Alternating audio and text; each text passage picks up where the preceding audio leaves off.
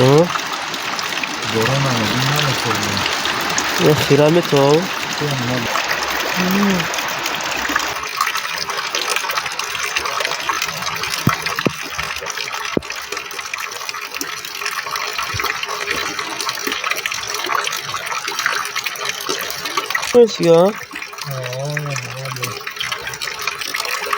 بچه مردک از ساعت 7 ساری خسته با یه آرزو و حواس خرسندی و قطعی موی سر گل میکنه شونه میکنه یه ساعت در پیش اوینه میسته فصال میکنه برای کار برای گلوبوس این گلوبوس کار میکنه بعد از بارون پگاده را نگاه کنی چه خیلی توزه بهاره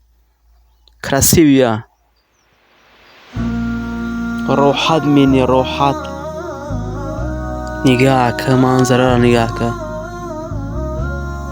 میخوای فقط نگاهش کنی تماشاش کنی فقط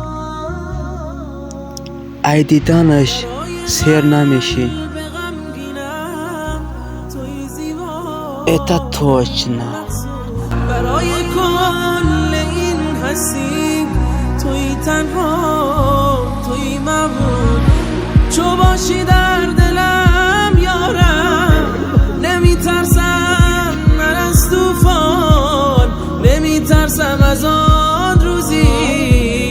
که باشد دیده ها گریان چه باکم باشد از آن روز که باشد در دلم ایمان که امیدم بود یارم رضای تو در این دوران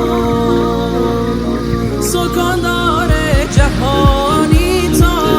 همه میرند و مانی تو من گم کرده راهم را به مقصد میرسانی تو گناهکارم من ای ربا دلم آشوب و پرغوغا ندارم جز تو من یارم در آن دم منو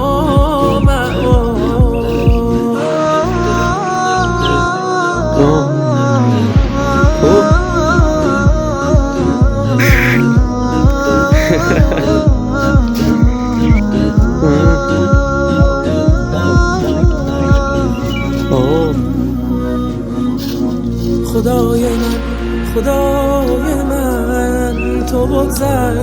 از جفای من